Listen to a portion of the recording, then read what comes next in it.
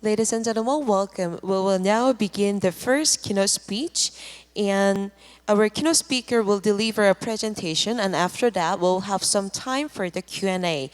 And during the session, audiences can ask questions about the topic of keynote speaker's presentation through the online site. You can get access online via QR code.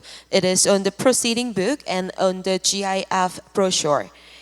And before we invite our keynote speaker to the stage, please allow me to introduce to you Mr. James Bulinski, CEO of CitySmart from Australia. Well, CitySmart is a sustainability-focused organization that is delivering positive environmental, community, and businesses changes within Brisbane, Australia. Mr. Bulinski has experience in leading environmental services businesses, international carbon and renewable energy project management, and various roles in the agribusiness, science, and conservation sectors. Ladies and gentlemen, now let us invite Mr. James Bulinski to the stage for the keynote speech. Please welcome him with a big round of applause. 첫 번째 연사인 호주에서 오신 시티스마트 제임스 블린스키 대표님을 무대로 모십니다. Well, thank you very much for that introduction and the warm welcome to Daejeon. Thanks also to the WTA and the organising committee for giving me the opportunity to present here today. It really is a tremendous privilege and I am humbly very grateful for it. So today I'm going to be talking about smart cities very much from the sustainability context in keeping with the theme of the conference.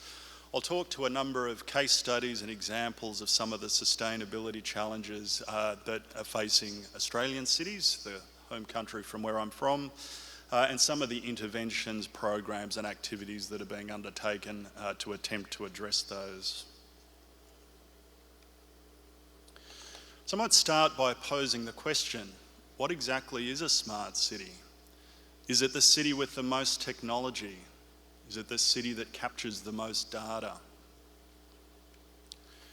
Well, to my mind, a smart city would have these features. A smart city would look to improve the prosperity of its citizens while simultaneously improving livability and quality of life. So it doesn't sacrifice quality of life for the purposes of prosperity. It would be a city that is capable of long-range planning over multiple decades, considering future forecasts for its city and managing in the here and now for those scenarios. It would also be nimble enough, agile enough to deliver interventions in the short term effectively to address issues and indeed opportunities as they are arising. A smart city would look to build city resilience to chronic long-term stresses while also dealing effectively with acute system shocks as they arise. And finally, a smart city would use technology and data in support of these. It's really these last two bullet points that I'll be focusing on during this presentation, city resilience and the use of data and technology in support of that. I'll talk to three key areas, being climate resilience, traffic management and energy use. Before I get into the deeper part of the presentation, a quick bit about the home city that I'm from, Brisbane. It's actually been a sister city of Daejeon since 2001, so it's very nice to be able to come here and actually see our sister city in person. Brisbane has a population of 2.4 million people compared with Daejeon's 1.5 million people. Where we're markedly different is in the amount of land occupied by our city. So here in Daejeon, if I have my statistics correct, around 540 square kilometres covered by the city. Brisbane covers over 30 times that land area at close to 16,000 square kilometres. We're looking at an image here on this slide of Brisbane, and like Daejeon, we are built around a city, so we have some lovely natural features in line with Daejeon. And you see a pretty common pattern of this city landscape in other Australian cities in that you've got a centralised CBD, which is a high density building area, and then you have a large amount of urban sprawl spreading out for many kilometres from the heart of the city, typically in low density housing formats. That urban spread is in itself creating a number of sustainability challenges in Australian cities. But before I move on, I might quickly introduce a little bit more about the organisation I work for, because I think it is quite an interesting model for delivering sustainability within a city. So Brisbane is operated by Brisbane City Council, which is a local government authority, and they have established CitySmart as a separate standalone subsidiary. So in many ways we can operate like a private sector firm with all the agility and speed to market of a private sector operator. So we're able to really fast track the identification of innovative sustainability solutions and the rollout of those through the city through working in partnership with council and many commercial and industrial partners. Coming to climate resilience. Climate change is a long-term stress factor for Australian cities, as it is becoming for many cities around the world. Looking at this chart, this shows the mean variation from the long-term historic average in summer temperatures in Australia. The red bars indicate above average temperatures, and it's pretty clear from this chart that there is a clustering of red bars or clustering of above average temperature years from the 1980s onwards. In 2018, we experienced our hottest year on record, totally eclipsing all previous hottest years, with the mean summer temperature sitting at over 2 degrees above the long-term average. If we look at the last decade, six of the hottest years on record have occurred during that time frame. If we go back 15 years, 9 of the hottest years on record have occurred. So this is creating a long-term stress for our city environments. It's also creating economic stress and potential stresses for the prosperity of our cities. Indeed, the Reserve Bank of Australia this year made a pivotal statement around climate change. They are an inherently conservative organisation. They spend a lot of time thinking about our future economic outlook. And in relation to that outlook, they said few forces have the scale, persistence and systemic risk of climate change to impact our economy. As if to underline that point, around the same time, the Australian insurance sector released a statement that said during the year of 2018, they paid out a record US $1 billion in relation to extreme climate events, a record-breaking figure in the Australian context.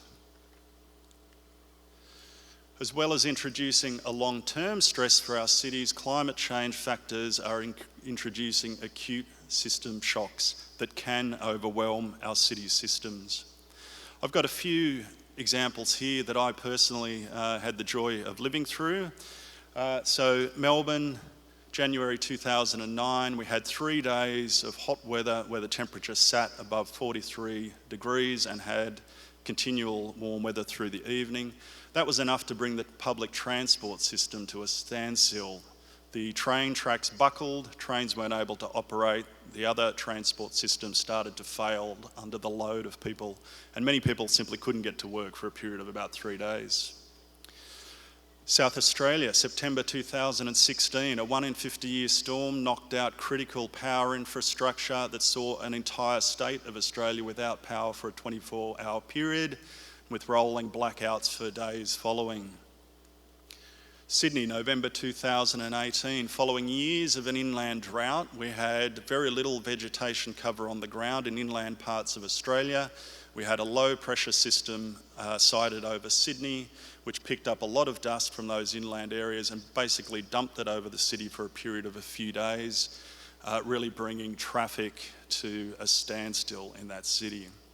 So we look at even just these few examples, it is somewhat surprising how these once-off acute system shocks can quickly overcome or overwhelm our city systems, and we can often see multiple systems start to fail when these events occur.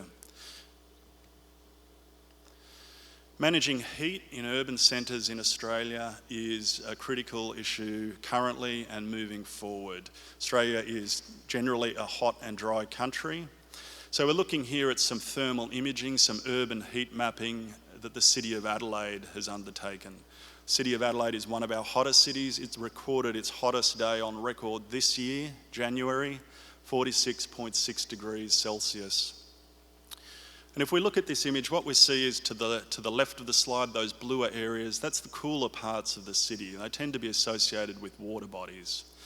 As we move out to the right of the slide into the red areas, that's the hotter parts of the city as you move away from the coastal influence up into the hills. That's a pattern that's perhaps not that surprising.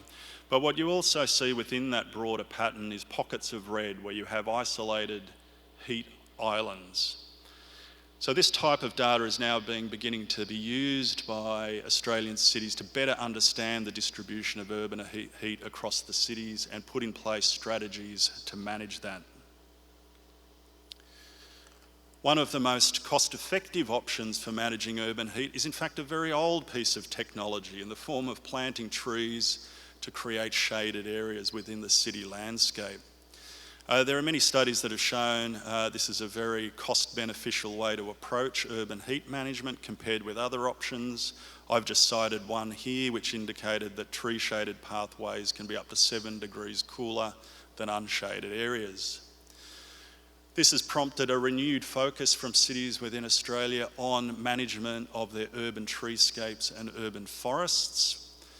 For example, the city that I'm from, Brisbane City Council has now set a target that by 2031 they would like 50% of their footpaths to be in shade, which is a considerable increase from the 35% that it was in 2010. I think the City of Melbourne within Australia probably takes the prize for the amount of data that it is collecting and using to manage its urban forestscape. The image that we're looking at here is actually a map showing location of individual trees within the centre of Melbourne, and this mapping has been done across very large parts of Melbourne. And it not only shows the spatial location of these trees, they have also looked to score the health and status of these trees. So the scale at the right goes from green for healthy through to orange for trees that appear to be slowly dying. What's a little alarming when you look at this map, and you can all actually view this online, this is a resource that's available to everyone, is the amount of trees that are in a state of poor health, once again with the increased heat and drying temperatures contributing to that trend. It's not all about hot and dry. Australia has a diverse set of climates. The city that I live in, Brisbane, the forecast future climate there is for a slight reduction in rainfall. However, the frequency of extreme rainfall events, so large amounts of rain falling in very short time frames, is forecast to increase. This is of particular concern to a city like Brisbane, which is inherently a flood-prone city. It lies in a riverine system.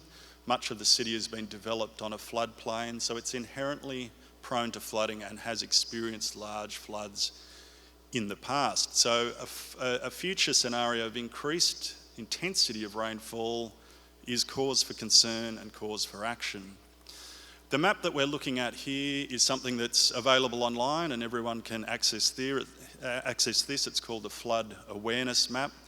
And this is a tool that's being used by residents of Brisbane to look at flood risk in areas of interest to them. So it goes from light blue on this image for low risk through to dark blue for high risk.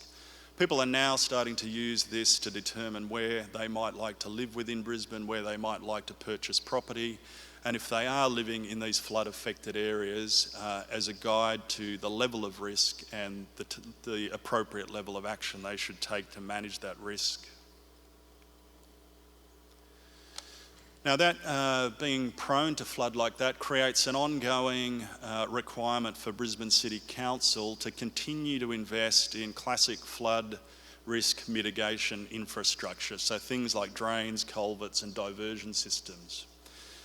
However, acknowledging that even with a near unlimited budget, it's going to be practically impossible to stop all flooding occurring for the city, they have taken a new bold approach with their flood resilient homes program. The principle here is that floods will happen, floods will affect homes, but can we invest in upgrading, retrofitting those affected households in a way that reduces the damage, the clean-up cost and the recovery time when a flood event does pass through? The program, which we're happily delivering in partnership with Brisbane City Council, encompasses a few different elements. Firstly, the city has undertaken very detailed, systematic flood risk mapping across the city. And we're looking at, in this image to the left of the slide, an overlay of flood risk, blue being low risk through to red being high risk, on an individual neighbourhood. And in fact, we can get this down now to individual household level. So what this data is providing the city with is a means of prioritising their effort as far as building flood resilience, targeting those higher risk households and neighbourhoods. For households that fall in that high risk category, we send out flood experts and architectural experts to do individual home assessments where we look at the features, the infrastructure and the layout of a house to identify individual risks for that house, specific risks for that house, and the type of mitigation actions through retrofits or housing upgrades that we might take to make that house less prone to flood damage. I've got a couple of pictorial examples of what that mitigation option looks like. So these can range from minor works, like in this case moving an air conditioner uptake from ground level up 1.5 metres up a wall so that when the flood passes through, the air conditioning system isn't destroyed. Similarly, power outlets, move them from floor level up, change your floor coverings to something that is resilient to submersion, change some of your cabinetry. On the right there, a more serious retrofit or upgrade work where we're actually raising part of a house to sit above the flood line. The Brisbane City Council has made an incentive fund available to eligible residents which they can actually access to help support the delivery of these types of flood mitigation options. It's hugely successful and well-received program. We've now had hundreds of households that have passed through the program, with 93% of participating residents indicating they are highly satisfied with the program. As well as those types of upgrade works we talked about, everyone that comes into contact with this program has a raised awareness of flood risk and also what their practical options are for mitigating potential damage from flood events. Coming to traffic management. Australia is a car-loving nation. We have 25 million people, close to 20 million cars, so we're really not too far off having one car for every person in the country. Not a statistic to necessarily be overly proud of. With all those cars and our growing population, traffic congestion is a key sustainability issue and quality of life issue in many of our cities. And I think if you ask residents of most Australian cities what their number one complaint would be, it would be too much traffic on the road. The Australian government collects data on average commute times for Australian residents. And despite expenditure on infrastructure like public transport and road, we continue to see an increase in average round-trip commute times from 55 minutes in 2002 to 66 minutes in 2017. For my personal experience, my average commute time is around 80 to 90 minutes, depending on how bad the traffic is.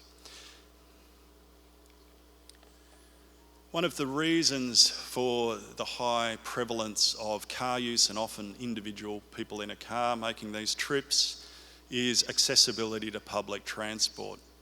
The map on the right of this slide shows accessibility to public transport for the City of Brisbane. So once again, this is a very spread out city covering nearly 16,000 kilometres.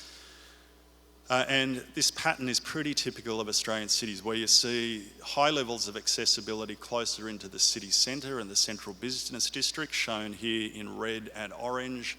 And the further away from the city you get, the more that accessibility to public transport breaks down or becomes challenging for you. So a very common pattern in Australian cities is people in the middle and outer suburbs getting in a car and driving to and from work at the start and end of each day.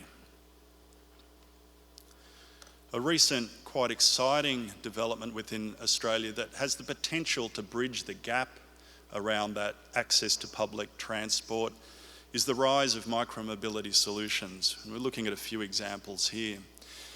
In Brisbane, we now have 1,000 electronic scooters being operated by 2 private sector firms.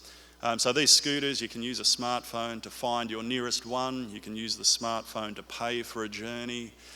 You hop on the scooter, you go to where you're going, and you simply leave the scooter there. So potentially it's a really neat fit for getting you from the front door to your nearest public transport mode, or for avoiding using a car for just a short trip.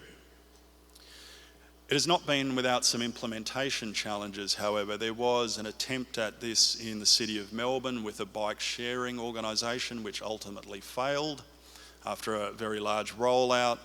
And in the City of Brisbane, we had a number of users injured through use of the scooter. So there are teething problems. We're still in the early stages of implementation of this, but the potential looking to the future looks really quite large for bridging that gap around access to public transport.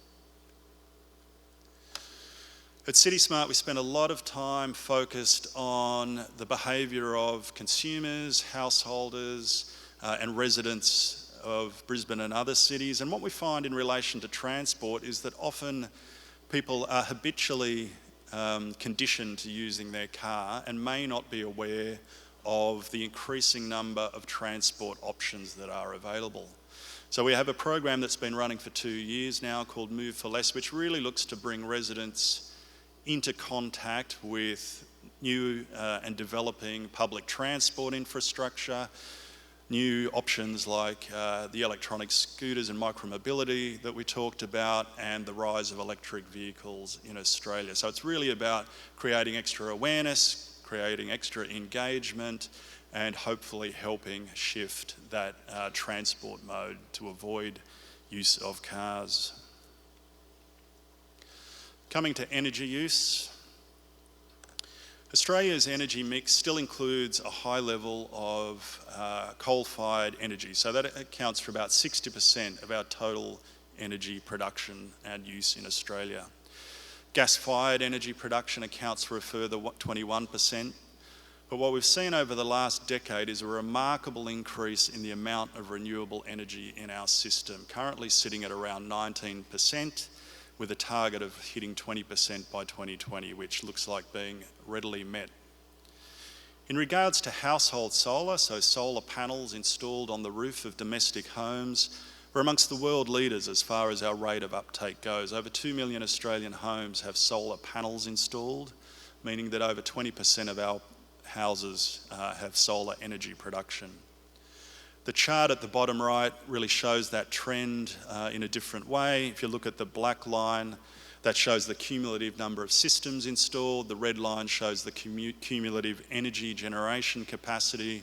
And what we've seen since 2010, we've gone from virtually nothing to now 8 million kilowatts of generation capacity from solar panels on the homes and houses in Australia. Now, that expansion of renewable energy, I mean, it's fantastic from a sustainability perspective, but it is creating some stresses and strains for our energy grid. If you think about Australia's energy grid, it was really originally built and designed as a one-way system. You had a coal-fired power plant that would feed power through the grid to the end user, being a house or an industrial site. With the rise of this domestic solar, what we're really asking that one-way grid to do is work in 2 ways, with the end user actually being an exporter of power back into the grid at peaking at certain times of the day, typically around the middle of the day. What that's doing is actually creating a lot of voltage fluctuations across the grid, and in certain jurisdictions, the network operators are actually acting to limit export of solar energy back into the grid. Through doing that, you remove a revenue stream for the owner of the solar system. That reduces the business case for installing the solar systems, and that is starting to act as a bit of a brake on further uptake of domestic and commercial solar in Australia. One of the ways that CitySmart looks to drive innovation around sustainability solutions within Brisbane and beyond is to partner with commercial operators with innovative solution. In this case, Planet Arc Power, an Australian-based company, and they've sought to address this issue of voltage fluctuations with a system they refer to the Dynamic Distributed Voltage Management System. Doesn't exactly roll off the tongue, but that's what they refer to it. And what this does is it really controls the release of energy into the grid. So instead of getting spikes in voltage, energy from solar systems are trickled out into the grid. You stay within acceptable voltage limits. So it really is a game-changing bit of technology as far as continuing to propel us to the next level of household uptake and commercial uptake for solar. As well as our energy mix changing, our energy demand profile is changing as well. This chart's a little bit complicated, but it shows demand in megawatts for energy from the grid for the state of South Australia versus time of day. And what we see is in the middle of this chart, there's a dip in demand as there are fewer people at home at that time, fewer appliances being used. Come to the evening, we see a spike in demand as people return home from work and they all simultaneously turn on the appliances and if it's hot, their air conditioners. What we're seeing over time is that peak, the level of peak demand, is not really changing. There's not much gap between the peak in 2012 and 2017 in this chart, but we're seeing a massive reduction in the minimum demand or the lowest point of demand from the grid occurring in the middle of the day. Because what's happening here is you have an inherently low point for demand coupled with the highest level of energy production coming from those household systems. So we really now have a large gulf between minimum demand being pulled from the grid and maximum demand, and that gulf is increasing, and it places strain on the grid and strain on the energy producers who are trying to manage for these peaks and troughs across the course of a day. CitySmart's working with the State Government of Queensland on a program that looks to address this through addressing energy consumer behaviour. It's a program called Energy Savvy Families, and it combines a few different elements. Firstly, we're installing, not we, but the energy retailers are installing smart metering at households, which allows for a more rapid feedback for the household and the energy consumer allowing them to create a link between their individual behaviours and how much energy they're actually using. Coupled with that, we're increasing the frequency of monthly billing, so moving from bills arriving every 3 months to every month. Once again, the householder can see how their changing behaviours actually impact the financial outcome through their household through reduced energy cost. We support that with some online tools allowing for immediacy of data, and we're doing some cool things with gamification actually. I know there's a school group in the audience, so you might want to download something called Reduce Your Juice. It's an app which really looks to engage people, and particularly young people, with energy use through simple playable games and engender good energy use habits. So really quite a novel and different approach to consumer engagement. Well, I might close there just with one final statement, which is that if you're thinking about introducing new technology or deploying technology, new systems, new data capture approaches, or indeed making better use of your existing assets, then I would certainly ask that you think carefully about how they can be used to support the resilience of your city, both to long-term stresses and some of those types of acute system shocks I talked about. If you can manage to do that as a city, then truly I think you can call yourself a smart city. Thank you.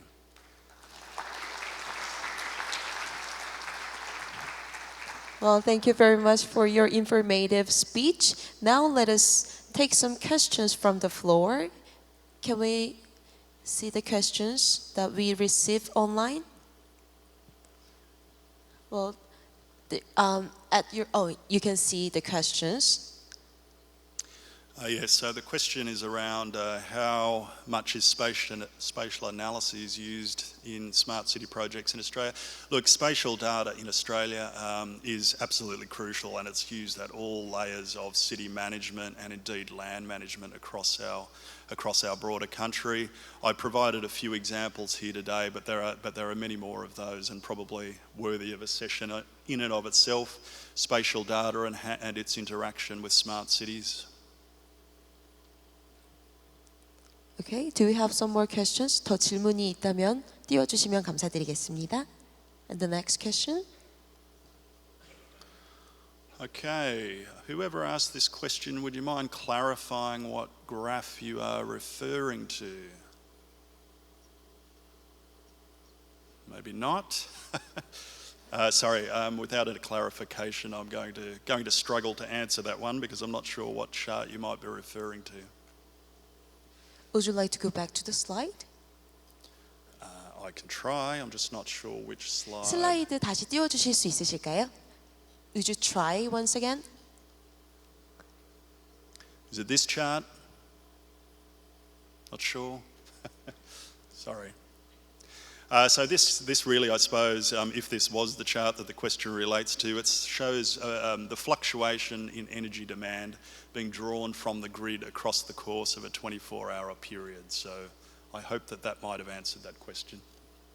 Okay, and the next question. 다음 질문 보여주시면 감사드리겠습니다.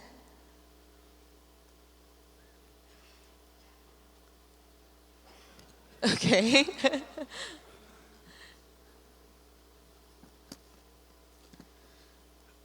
So am I still answering? Yes, please. Okay, all right. What sort of smart city projects have your company done so far? Well, look, I have, I guess the organisation I work for comes very much from a sustainability perspective, so we're not about technology development. However, we do look to use data sources in particular to inform the type of sustainability projects that we're rolling out. Brisbane City Council, I know, has a Smart City Steering Committee, and they are very regularly looking at opportunities to implement smart city principles within the city. I know amongst those, for example, there have been smart lighting upgrades as just one example, looking at a number of ways to use big data and data within the city to better inform city management. Okay, thank you very much. I guess you've answered enough answers, I think. So thank you very much for your presentation once again. And please give him another. Okay, do you have a question? Okay. One last question, maybe. I'm Taina Tokiainen from Finland. I would like to ask, maybe I missed, is Brisbane carbon neutral? Or if not, then when you will be carbon neutral? Well, that's I couldn't have posed a better question myself. Thank you for that. It's a good one to boast about. Brisbane City is in fact carbon neutral. It is a leading city as far as that goes in Australia, in that it has the largest carbon neutrality program of any Australian cities, and that has been happening for a number of years now.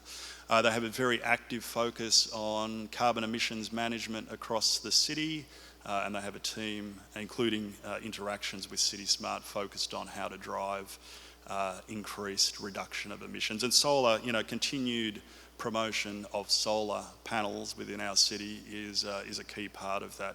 If you look at the cost effectiveness of various emissions reducing activities, introduction of solar really drives large change for relatively small dollars. Okay, do you mind taking another question from the floor? Thank you. Fine. Please. Thanks for your presentation. One of the, I think, brilliant thing going on in Brisbane is the connection between the CitySmart and the local government. Could you speak a little bit about how members of CitySmart are selected and what the intersections are between CitySmart and the local government that leads to the success that you explained to us? Thank you. Okay, yeah, happy to have a go at that. So CitySmart has been around for a decade, and I guess it was established really with the recognition that, like, Brisbane City Council is a very large organisation, 9,000 people. I think the annual budget in Australian dollars is around $3 billion per annum. So it is a very large organisation, and with that scale, at times comes a lot of, control, management, which can slow down progress or movement and the ability to respond agilely to things. So CitySmart was set up as a standalone subsidiary, again, able to operate under the rules of a private sector organisation, meaning that it is more flexible, more agile, and can maintain a singular focus on sustainability. What that structure also allows the city to do is use us essentially as a filter or as glue to industry, research, other governments, and technology developers, so that we can look to, really import those leading edge innovative solutions into Brisbane and work with those partners to help scale those up and deploy those as quickly as possible. Okay. Can we take one more questions from the floor? It's on the gentleman on the third row.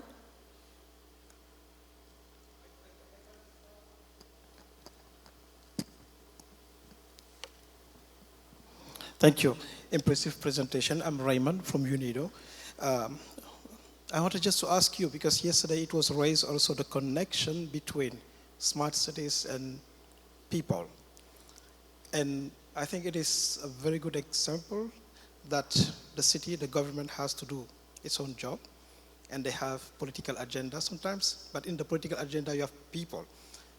In your case, you are helping the local government, but the list of priorities, are you helping them also to see the list of priorities, what is the top of the list for people, prosperity and safety, or the list is coming from the local government? It is very important to understand that, because obviously in your presentation, you just mentioned 3 cases: environment, mobility, and energy. It could be good to understand from where you take it, the origin of your interventions. Thank you. Sure. Okay, I think if I understand your question correctly, it's about how do we form our priorities to work from? Is it top down from local government and rolled out across the city, or is it bottom up from the community and people, and that's how we form our priorities? Look, the answer is it's a combination of the two, really. So certainly we look to foster, and I talked about some programs of real engagement with the community, to get their feedback, but also to introduce them to new opportunities for them to change their behaviour, their habits, in a way that improves city sustainability. By the same token, Brisbane City Council does have, takes a very strategic view of things, and it is looking, I guess, at the broader picture of city development over time, key infrastructure development, and therefore probably is best placed to be able to come up with strategies, taking the whole of the city into perspective. So in summary, it's a combination of the two. Okay, thank you very much for the active participation. Please give another hand to our speaker. Thank you very much for your presentation. This brings to the end of the first keynote speech. And now let us have a short break with some coffee at the lobby, and we will start the next session at 10:30. Thank you very much for your participation.